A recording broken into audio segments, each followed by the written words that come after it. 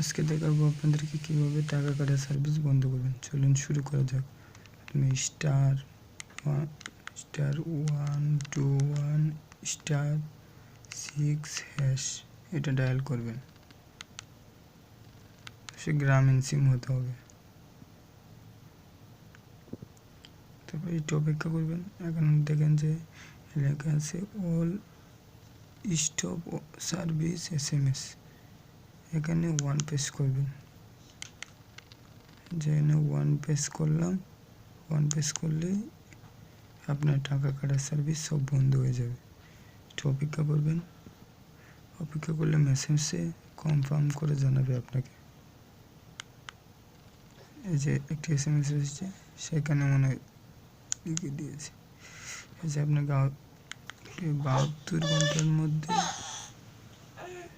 ঘন্টার মধ্যে সব সার্ভিস বন্ধ হয়ে যাবে। ধন্যবাদ, সবাই ভালো থাকবেন।